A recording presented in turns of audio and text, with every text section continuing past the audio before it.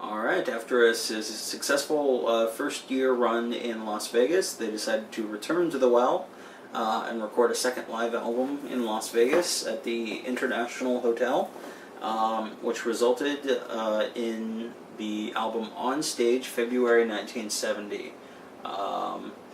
This was one of the first Elvis albums that I had on CD, and I actually had an extended version that had a number of bonus tracks. So going back and listening to this in its original formation has actually been a nice experience, because whereas the version that I had a lot of had both all these songs that are on here, and it had some of his hits, like Kentucky Rain and In the Ghetto, Suspicious Minds. This is strictly songs that he had never recorded before, and that's actually really nice. This actually kind of stands alone as a new Elvis album when you take it in its original form. We first hear C.C. Ryder on this. It shows up a few more times in this box set, but this is where we first hear it. Release Me, Sweet Caroline, Runaway, The Wonder of You, which was the big hit off this one, Polk Salad Annie, Yesterday, the Beatles song, Proud Mary, Walk a Mile in My Shoes, and Let It Be Me. Elvis has taken some flack in over the last 40 years for basically just being what I'm not afraid to say is a glorified cover artist in the 70s.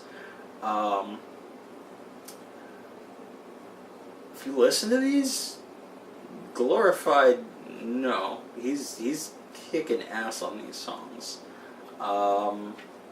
Yesterday is not obviously as good as the Beatles version, but it's pretty strong. And I can imagine that was almost like a little jab at them. Not necessarily in a mean way, but like they would have just broken up by the time this album came out.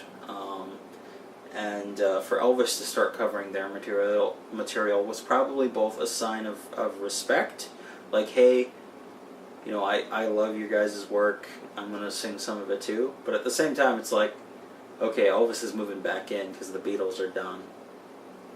Polk Salad Annie, which shows up in the movie That's the Way It Is, and we'll get to that album here in a bit. The version on this one is the more well-known version, and it rocks. I've heard the Tony Joe Self version before the original, and Elvis's version I personally think is a better version. I like the swamp rock of the original, but Elvis just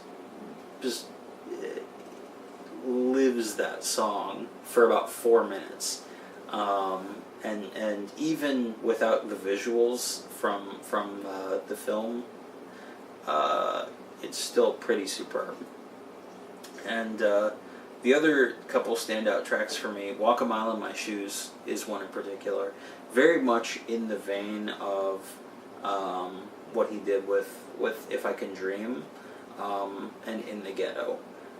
In fact, he the lyrics reference, you know, there are people out in reservations and down in the ghetto, and it's the next closest thing past If I Can Dream and In the Ghetto as a message song. Like, those would be his three message songs. Elvis was pretty well known for not speaking his views politically, but the song choices that he made for those three songs, pretty well. I think you don't even necessarily need to have known his specific ideology as far as politics are concerned to get an idea that he was much more of a like a Christian humanist, I guess I would say.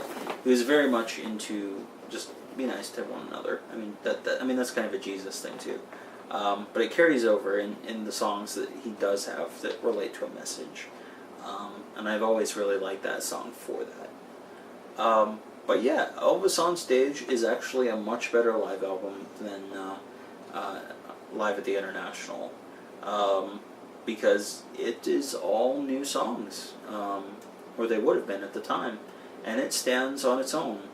He's not doing any of his old hits. It's all him doing new stuff for him.